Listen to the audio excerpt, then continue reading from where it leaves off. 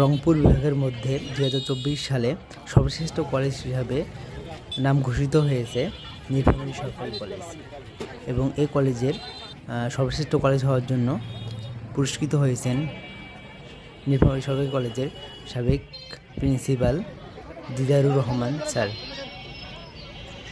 আমি এখন আপনাদের দেখাবো কেন এই কলেজটি সর্বশ্রেষ্ঠ কলেজ হিসাবে নাম ঘোষিত হয়েছে এবং এই সর্বশ্রেষ্ঠ হওয়ার পিছনে দিদারুর রহমান স্যারের ভূমিকা কী। কলেজে ঢুকতেই আমরা দেখতে পাচ্ছি যে পরীক্ষার্থীরা পরীক্ষা দিয়ে বের হচ্ছে। আপনারা এটা দেখে আবার বুঝিয়েন না যে এটা শুধু মেয়েদের জন্য। এখানে মহিলা কলেজের ছাত্রীরা পরীক্ষা দিচ্ছে। তারপর আমরা দেখতে পাচ্ছি যে এটা একটি ছাত্রীনিবাস। এখানে ছাত্রীরা একদম নিরাপদের সহিত এখানে থাকতে পারবে এবং খাওয়া দাওয়া খুবই ভালো এখানকার। তারপর আমরা দেখতে পাচ্ছি দেওয়ালে যে চিত্রাঙ্কনগুলো দেখতে পাচ্ছি এগুলো জুলাই স্মৃতিচারণের জন্য আঁকা হয়েছে, অনেকগুলো আঁকা হয়েছে। আপনারা ভালো করে এসে দেখলেই অনেক কিছু বুঝতে পারবেন, এগুলো অনেক কিছু আঁকা হয়েছে এখানে। তারপর আমরা দেখছি এটা হলো অধ্যক্ষের ভবন এবং চারপাশে আমি একটু দেখাই, দাঁড়ান। অনেক শিক্ষার্থীরা এখানে পরীক্ষা দিচ্ছে। সুন্দর সুশৃঙ্খল একটি কলেজ, সব কিছুই মোটামুটি ভালো, সুন্দর একটি কলেজ, দেখতেও সুন্দর। একটি অধ্যক্ষের কার্যালয়, এখানে সম্ভবত কাজ চলতেছে আজকে, তাও আমি আপনাদের একটু ঘুরে ঘুরে দেখাবো। একটু ভিতরে চলেন। তো আমি দোতলায় যাচ্ছি, তো ওখানে অধ্যক্ষের ভবন দেখতে পারবেন, চলেন। ঢুকতেই দোতলায় বাম পাশে হলো প্রিন্সিপাল স্যারের কক্ষ এবং ডান পাশে প্রশাসনিক কলেজের নীলফামারী সরকারি কলেজের শিক্ষক পরিষদ। এটা হচ্ছে 1971 সালে বদ্ধভূমি। এখানে সম্ভবত ঢুকতে দেয় না, জনসাধারণকে ঢুকতে দেয় না। এটা শুধু যেদিন উদযাপন হয় সেদিন ঢুকতে হয়। এটা হলো আমাদের অনার্স মাস্টার্স এগুলো রুম, অর্থনীতি, ইতিহাস, রাষ্ট্রবিজ্ঞান, কেমিস্ট্রি, ফিজিক্স সবগুলো এখানে আছে।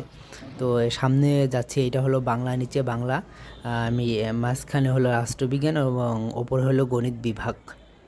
চলেন একটু ভিতরে ঢুকে দেখা যাক। সুন্দর পরিবেশ, সব কিছু পরিষ্কার পরিচ্ছন্ন রাখা হয় কলেজে।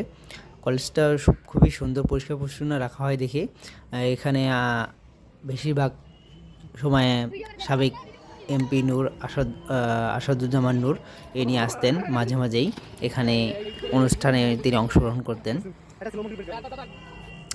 এই পাশে আসতেন শরীরচর্চা নাট্যকলার বিভাগ আছে এই পাশে। এবং আমি যেই পাশ দিয়ে যাচ্ছি এটা মূলত হল রুম একটা। যে কোনো ধরনের অনুষ্ঠানে যদি বাইরে করা না হয়, তাহলে যদি বৃষ্টি বাদল হয় তাহলে হলরুমে করা। হলরুমে অনেক সুন্দর একটি জায়গা আছে, কিন্তু আপাতত এটি বন্ধ আছে দেখা যাচ্ছে। তো আমরা এদিকে না যাই। যে এটা হলো পুকুর, কলেজের পুকুরে অনেক সময় অনেকেরা গোসল করে, দেখেন কিভাবে গোসল করছে, দেখলেই মন চাবে যে আমিও নেমে পড়ি গোসল করতে। সুন্দর বাচ্চারা গোসল করতেছে, কি সুন্দর, ও সুইট, এত সুন্দর করে দিতেছে গোসল, লাফালাফি করতেছে, অনেক সুন্দর, দেখতে সুন্দর লাগতেছে। এটা হলো হলরুম এবং এই পাশে রয়েছে শহীদ মিনার। চলেন আর একটু ঘুরে ঘুরে দেখা যাক।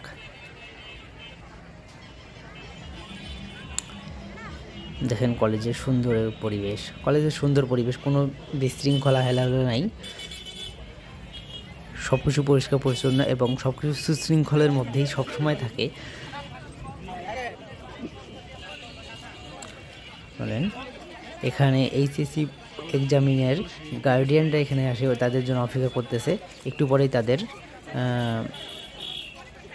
বেল পড়ে যাবে এবং তারা রওনা হবে বাড়ির দিকে। দেখেন কত স্টুডেন্ট, দেখেন সবাই সুশৃঙ্খলভাবে বের হয়ে যেতেছে, কোনো বিশৃঙ্খলার কোনো কথাই নেই এখানে সব বেশিরভাগই মহিলা কলেজে স্টুডেন্টরা পরীক্ষা দিতেছে।